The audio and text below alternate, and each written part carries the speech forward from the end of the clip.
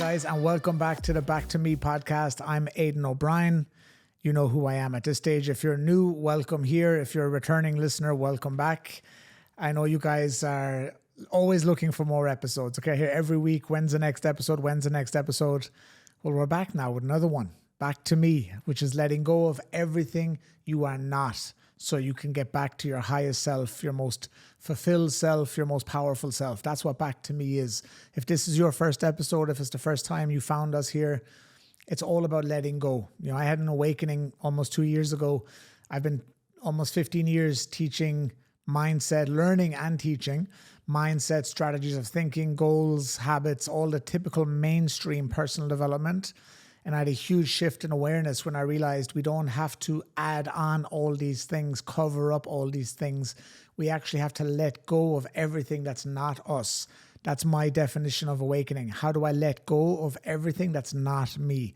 How do I let go of everything that's not for my highest good, not for my greatest joy? How do I find my truth, clarity, and let go of everything that's not that?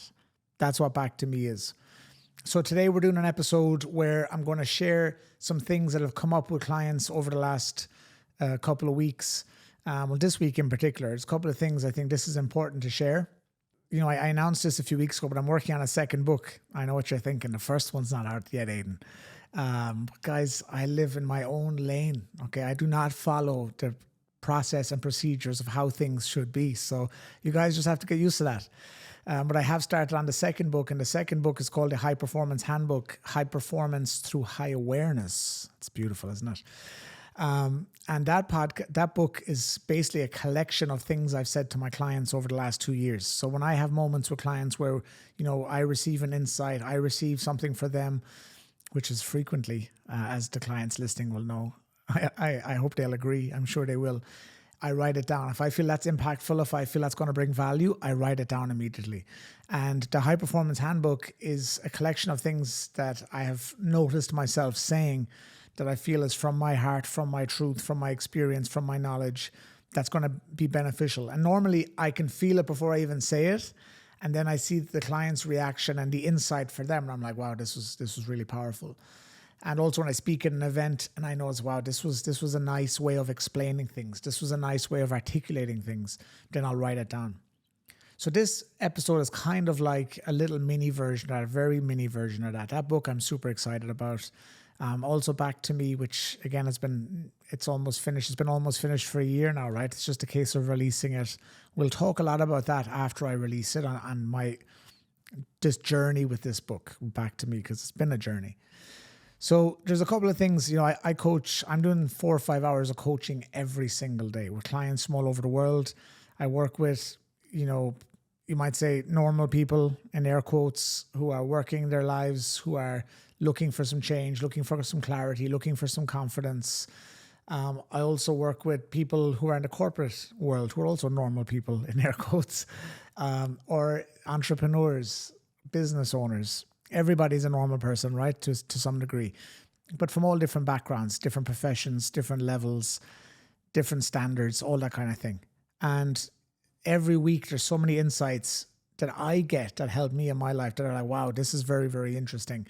And I find every week, it's like every month, every year, better ways of articulating it. And that's why I think now, you know, that's why I'm writing those 2 books, is to get my words down. Because a lot of the ways I'm articulating things have come just from honing those conversations or just going through the process over and over again with clients every single day for years.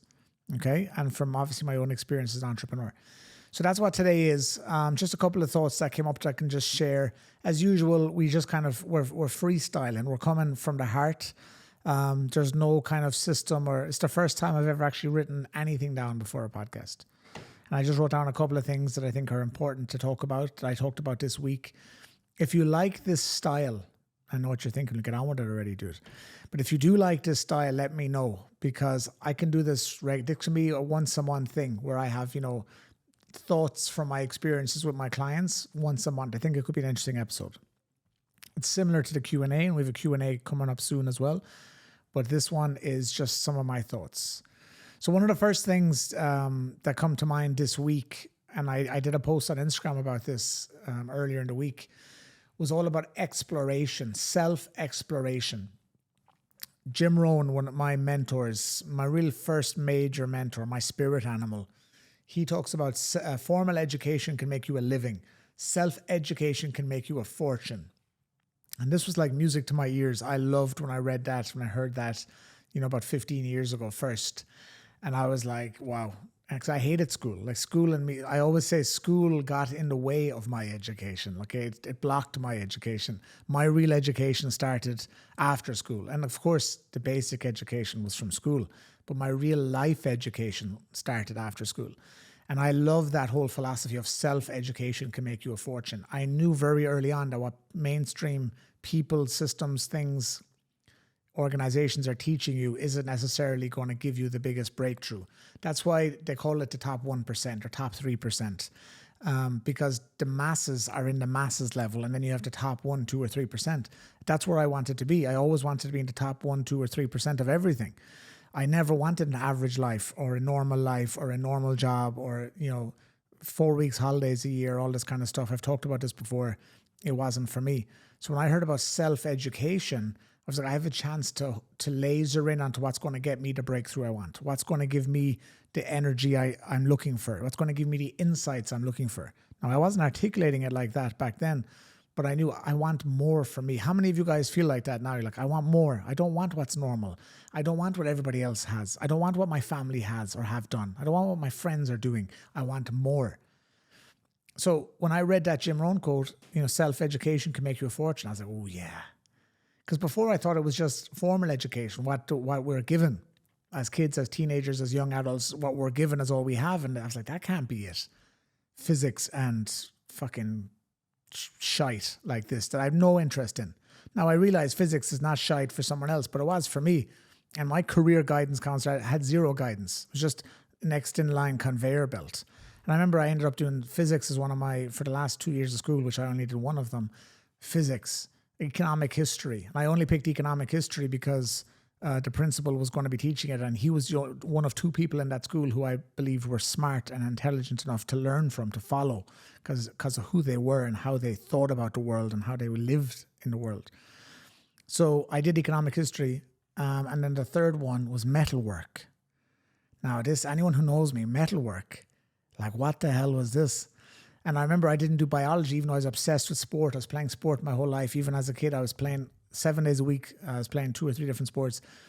And I wanted biology. I was interested in the human body. And then I remember they told me there's a lot about plants in biology. And I ended up not doing biology. I ended up doing physics, which was a nightmare, an absolute nightmare. I was lost in that class. I had no interest. And that's why I ended up going to Tenerife when I was 16, leaving school a few weeks early and going off to Tenerife to do a sales job, commission only, for 3.5 months. So maybe physics was good. That's why I say everything is perfect, right? So maybe if I was in biology, I would have stayed, and I never would have went to Tenerife, and I never would have learned, about how good I was at talking and making money from sales when I was 16 in Tenerife. So everything happens for a reason. But I thought that was my formal education. It was this kind of shit where you follow the path. No one talked to me about sales. No one talked to me about entrepreneurship. Nobody talked about using what I was good at, which was connecting with people, speaking, all this kind of stuff. Nobody told me anything about that in school. So when I discovered this self-education, I was like, this is what I'm talking about. And then I could learn about all this mindset and thinking and speaking. And I was like, this is for me. So from 2008, 9 really onwards, I was just obsessed with that world. I was reading 2 books a week. I was obsessed with self-education.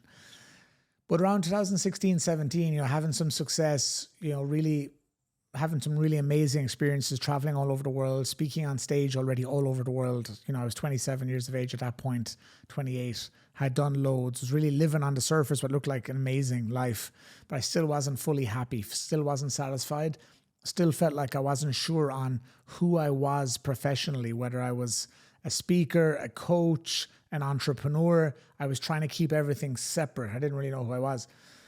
And it was only through that journey where I discovered how to articulate this a few years ago, was self-exploration.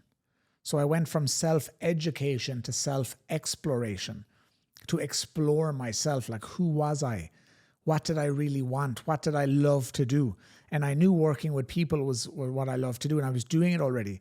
And I always say, like, I was coaching people before I was a coach. You know, I was building teams. I built a big organization of 20,000 people, of customers and sales reps and leaders through duplication in 8 countries, the old-fashioned way, meeting people, hundreds of thousands of meetings, but like hundreds of failures, rejections, no's, thousands of meetings, traveling all over the world, like every single day, doing meetings at night, doing events, you know, building teams, working with people all ages. Mostly everyone was older than me, you know, 15, 20 years older than me all the time, because I started at 25, 26.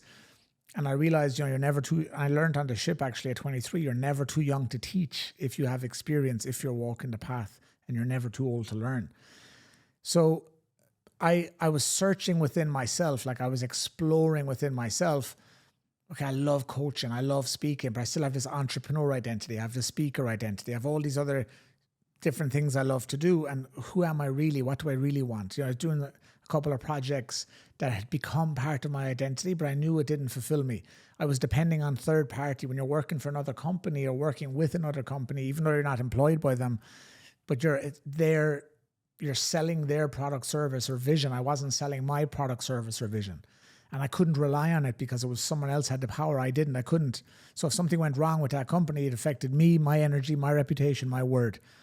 So I was exploring really myself. And that's why I moved to Dubai in 2017. And I remember that first year, like I used to go to bed middle of the night, early morning, and get up 11, 12 in the day. I was going to bed 5, 6, 7 a.m. I was just obsessed with learning about the universe, learning about who we are as people, learning about where we came from, reading about the Anunnaki and the Nephilim and, you know, all these different types of things, you know, laws of the universe, the Hermetic principles, the Kabbalion, everything you could imagine. I was just obsessed with who are we, where do we come from, what are we made of, how we think, law of attraction, neuroscience. I was just obsessed. I was just fascinated and obsessed, and I knew there was more. And then by the time 2019 came and I was living in Miami and I was again trying to reinvent myself, I knew COVID came along and I was like, there's an opportunity here. I felt a calling in my chest, like to get out and to really give back, just to focus on what have I collected over the last 10 years. Let me give that out. Let me do more videos. Let me do more trainings. Let me do more stuff online. And basically it was a real season of self-exploration. And, you know, I started creating a new program for the first time, my own program in 2019. But again, I was kind of half-assed doing it. I was really burnt out from the last 10 years. Maybe it's because I was going to sleep at 5 a.m. For so long. And I was just burnt out. But I continued to explore, step by step, following my intuition, following my gut. And those 2 points are really connected here. Self-exploration, guys, is the key to real freedom. I found true freedom once I explored completely. Who am I? What do I want? Where am I going? Who am I becoming? How do I want to spend my days? I worked on that vision. I always knew I wanted freedom, but I had freedom, but I still wasn't feeling free. I wasn't feeling good. So that's a big thing that came up. You know, it comes up a lot with clients. It was a big thing this week with a client. I was saying you have to focus on self-exploration. You have to dive into you. And a lot of people say, I can't find my vision. I can't see it. It's okay. We have to heal what's there first. We have to let go. Again, back to me. We have to let go of everything that's not your truth. And that's the work I do as a coach with clients. Is the first few weeks or months often is really letting go of what's non-truth that you're carrying. Letting go of what's not truly you. That's what I'm doing. Then what happens is you're creating space in your mind, in your heart, in your soul. You're creating space within yourself to receive insights, ideas, inspiration. When you clear away all the bullshit or clear away the debris, as I call it, you're clearing away the debris of the past. Now you have space to receive. Some of you guys can't receive anything because you're still so full of all this stuff. That's not you. You're filled with non-truth. You're filled with doubt. You're filled with insecurity. You're filled with trauma. You're filled with pain. You're filled with hurt. And the biggest thing is you're filled with judgment of how you think things were. You're filled with judgment of how you think things should have been, things you should have done differently, and things you should feel now and where you should be now. That's the biggest reason people can't find their vision. That's the biggest reason why people chase things that are not for them, why they end up searching for things that they think they want. Remember, I always say, don't be limited by what you think you want. You have to allow yourself to receive unexpectedly. You have to allow yourself to expand the possibilities for yourself. Real vision is from truth. It's when you free yourself of the shackles of your mind, the judgment, the fear, the doubt, the insecurity. Okay? So the main point, guys, is self-exploration. You have to be willing to look within yourself to find that truth. When you do and you start to let go of it, you create some space. I always talk about creating space from the real you and that voice, that chatter, that noise. When you create space, this can dissipate and it can transmute into something else. You can let go of what's not you. If there's no space and you identify it, this is me, this is who I am, this is my life, this is the way things are. You make conclusions. You condemn yourself to stay the same.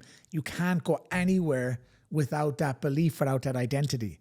So again, by creating space, by pulling back, by being the observer, you can allow this stuff to shift, to change, to dissipate. And it's so beautiful when it happens.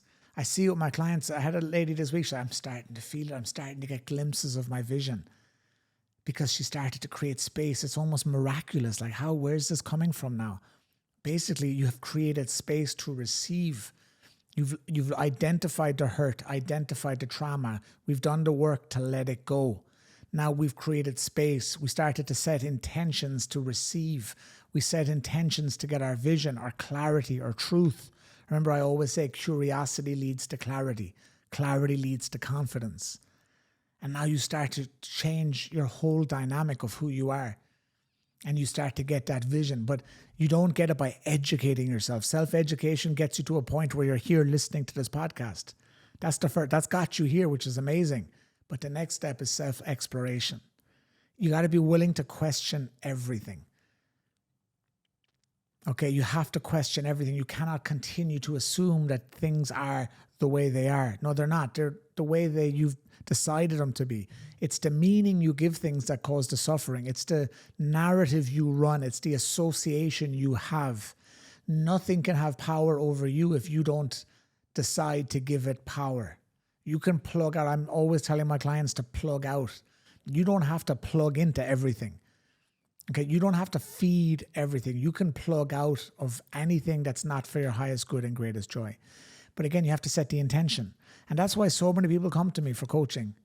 You know, that's why, because it's hard to do that yourself. You don't know where to look. You don't know where to navigate.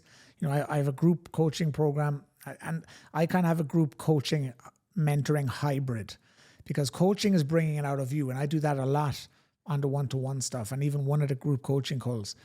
The mentoring is kind of like, I'm telling you now, this is where you should look. This is how we get there faster. This is how we avoid repeating the same cycles as before. And I'm in the position to do that because I have 15 years of experience and I just know the patterns. I'm always going to try and bring it out of you so that you realize it from your side instead of me just telling you. But the coaching mentoring hybrid is like what I'm telling you today. If you continue to educate, it's only going to get you to a certain point. You have to explore yourself. You have to explore what makes you you. You have to look at those patterns. The patterns are a reflection of your deepest held beliefs. So when you look at this is my programming, this is my pattern of behavior, I always think like this, I always react like this, I always act like this and end up in the same place. That's a reflection. That's a mirror for you. It's an insight. That's like a magnifying glass to show you, if you're willing to look, these are my deepest held beliefs about myself. Because the behavior is a reflection. You will never act in a way that's incongruent with what you believe about yourself, because you think you're crazy.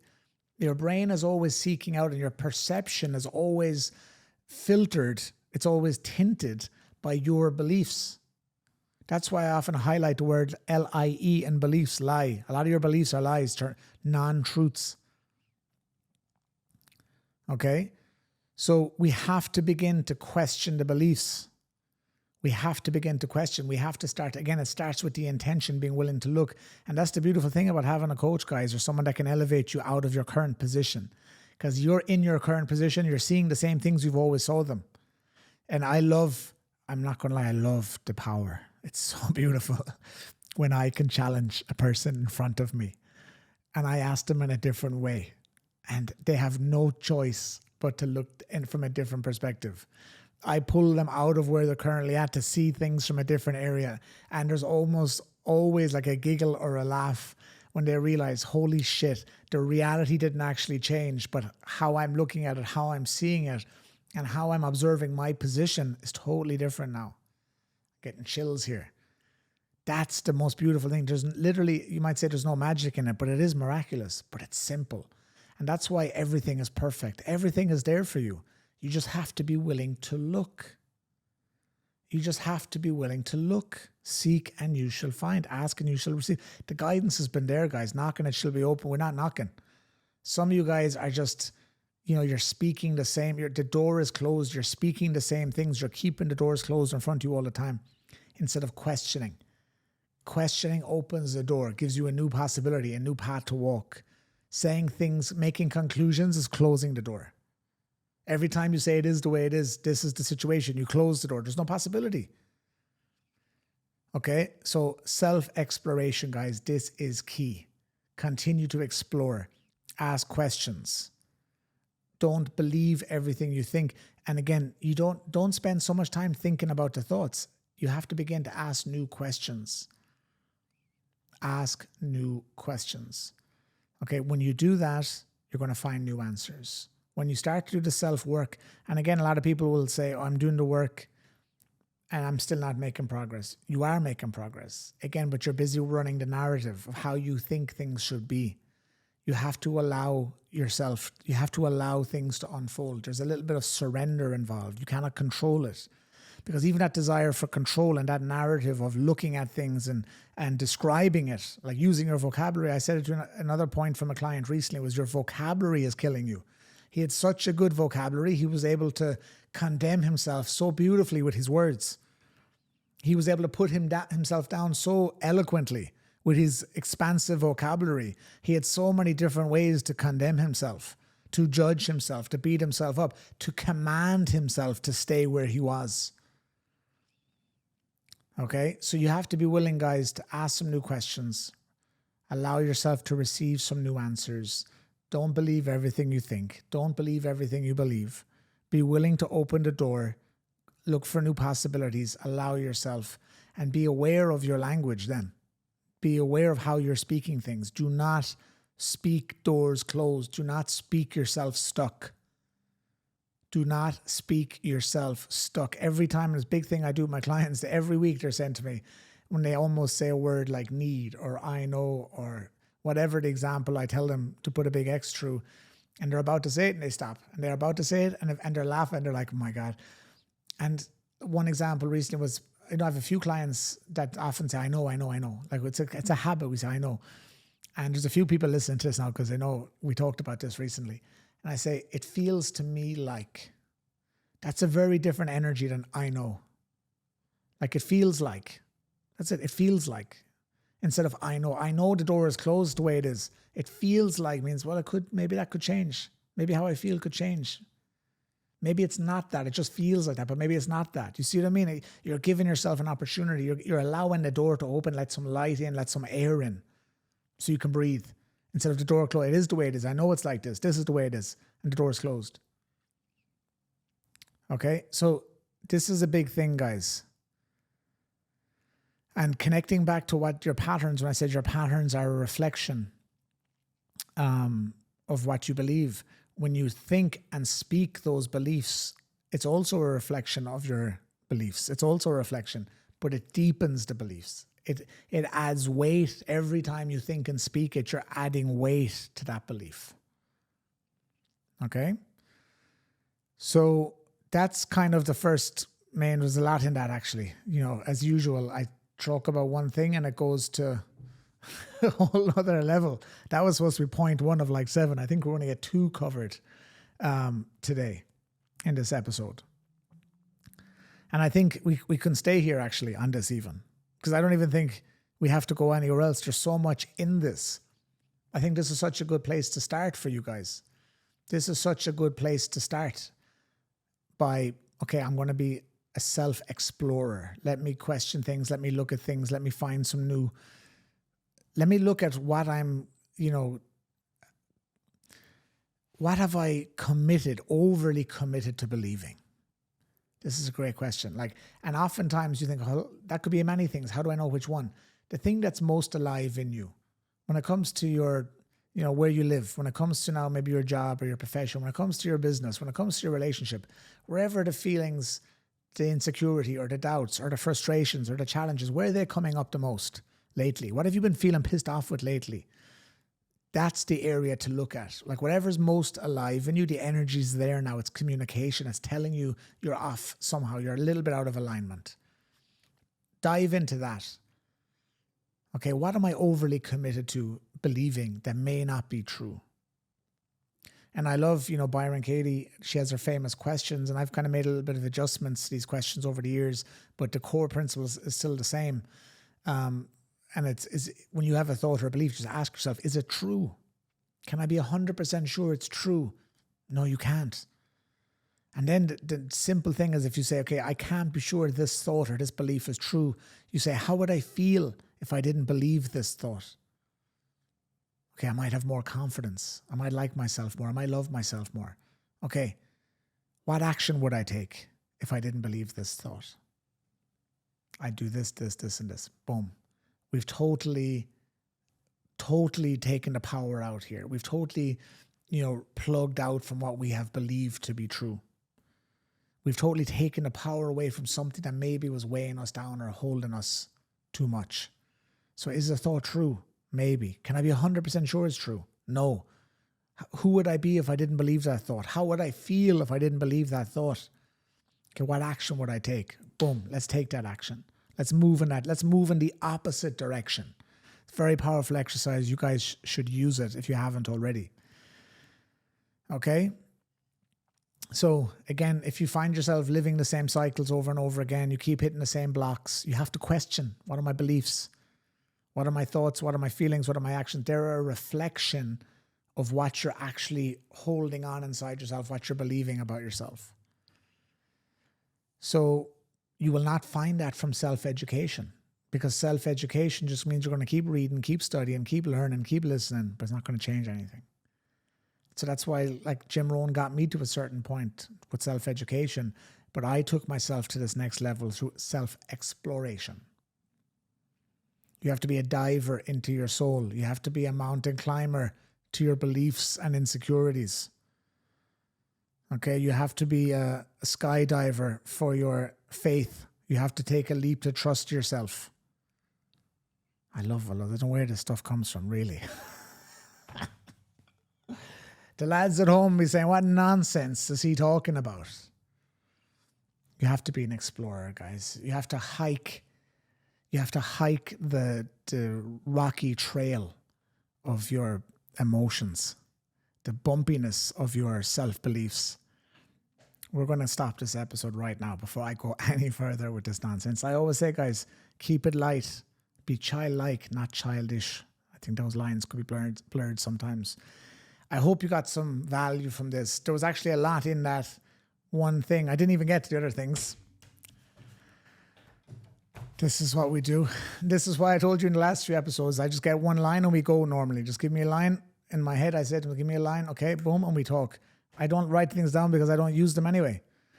So self-exploration, that's what this episode is about. Did you resonate with that? Does that suit you? Does that help you? Let me know. Send me a DM at Aidan O'Brien Official. Have you more questions around that? The self-exploration, the beliefs. Remember, when you do this and you create space, you let go of things, because once you question it, you create space, it loses its power. It dissipates. It can transmute. Now you have space to receive. You get ideas. Now you create your vision. Now you know what it feels like. And we'll talk about that visualization and everything again, because it's such a hot topic and people don't get it yet still fully. You start to visualize, you start to feel. Now you get insights and ideas. Now you take inspired action. Now you're walking the path to your highest self, your true power. Now you start to love yourself. You're living a beautiful life. You're receiving unexpectedly, receiving abundantly. It's so beautiful. But it starts with self-exploration. If you liked that episode, guys, make sure you like Wherever you're watching, if you're on YouTube, like it, leave a comment. If you're on Spotify or Apple, make sure you leave a rating, guys. It helps more people see it. Share this with a friend, anyone you know who's looking for new answers. They're feeling stuck, they're feeling frustrated. Anybody, you know, if you send them this copy link, share, they're probably there in your recent WhatsApp chat. This is good for them. It's good for you. It's good for me. Everybody wins. Okay, so please share this. If you like it, I'd love to hear from you. If you're interested in any coaching from me or mentoring, or you want to know more about how I can work with you directly, the links are in the description. You can find me at theaidanobrien.com, TheAidan, not E-N, AidanO'Brien.com, or on Instagram at Aidan O'Brien Official. I love hearing from you guys. This is what keeps me going, guys. It keeps bringing me back here, because you know it takes a lot of effort for me to come and do these. But I do it when I feel people are receiving it. And I've heard so much over the last few months how much value you're getting from these podcasts. It's such a blessing and an honor for me. I want to say thank you for listening. It means a lot. I do not take it for granted at all. It was always hard for me at first because I'm looking into a camera. I can't see the audience behind. Whereas when I speak live on stage, I see the people, I feel the energy. Now I know there's a lot of people behind the lens of this camera who are listening. You're in your car now, you're listening. You're out for a walk, you're listening. You're lying on the beach. You're at home and it's on your TV. I want to say thank you so much. It means a lot. Really means a lot to me. And keep walking the path. Keep letting go of everything that's not you. Love you guys. See you in the next one.